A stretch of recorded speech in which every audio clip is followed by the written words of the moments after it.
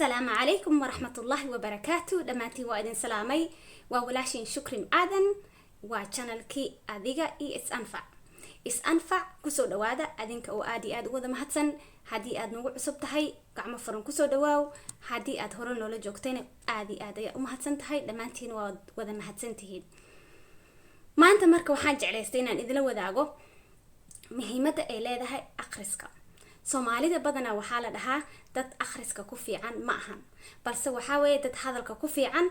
iyo ma aragtay oraahda ama dhihitaanka ku fiican sida dunida kale naga aaminsan tahay iyo sida dadka badan ee Soomaaliyeed aan la kulmay ee aqoon-yahanada ah saas ay leeyihiin aniga xataa hadaan isticmaalo inta adduun ku noolaa ee dadka la kulmay waxay ila tahay inaan ra'yigaas xoogaa ku raacsanahay sababtoo ah dad badan oo wax akhriya maan arag laakiin dad yar oo wax akhriyo ayaan arkay marka dad kooban oo wax akhriyo waa arkay akhrintana muhiim u tahay marka akhrinta horta aad ay muhiim noogu tahay anaga marka leeyahay waxaan ka wadaa ummadda muslimiinta ah oo adduunka oo dhan qof walba siiba anaka sababtoo ah nabigeena calayhi salaatu wasalaam nabadgelyo in xariis korkiisa ahaatee nabi maxamed waxa ugu horeeya ilaahay uu amray muxuu ahaa dabcan waad og tahay oo jawaabtaas aniga igama sugaysid waa wada ognahay qof kasta muslimna wuu ogyahay wixii u horeeyay markii quraanka la soo dejiyay muxuu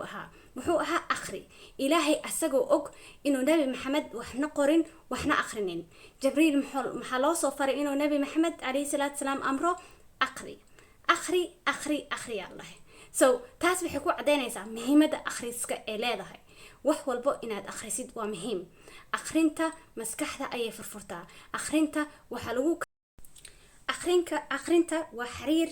ma aragtay isku xiraha xiriirka ee dunida markaad wax akhrisid waxaad ogaanaysaa qofka kale fikirkiisa waxaad wax ka baranaysaa qofka kale aqligiisa waxaad wax ka baranaysaa qofka kale khibradiisa waxaad wax ka ogaanaysaa qofka kale aragtidiisa waxaad marka isticmaalaysaa taadii iyo ti kale iyo kuwa kale badan hal aqli hal maskax meesha ka isticmaalaysay dad kale bugaagtooda marka akhrisid cilmi kasta leh markaas waxaad ku darsanaysaa taadii yareed iyo dhowr kale oo yareer markaas ku darsatid markaas waxaa noqonaysaa qof ilbax ah oo diintana wax ka yaqaano dunidana wax ka yaqaano nolol fiican ku noolaan karo afkiisa adinkiisana amaan laga helo adduunkiisa aakhiradiisana qurxisto marka akhrinta waa muhiim akhrinta aan isku baraarujino akhrinta aan muhiim ka dhigno waayo waxaad ogaanaysaa aad la xiriiraysaa dad aadan weligaa la kulmin aanad arag marka walaalayaal maanta intaas ayaan idin soo diyaariyay waa inoo video dambe oo xiiso leh hadii eebaha awood leh idmo adinkana aad u mahadsantihiin waxa idinka codsanaa inaad dadka kale la sii wadaagtid adoo aad u mahadsan hadaad subscribe taabanina subscribe ka taabo waxaan rabaa wacyi gelinta in dad badan gaarto mahadsanid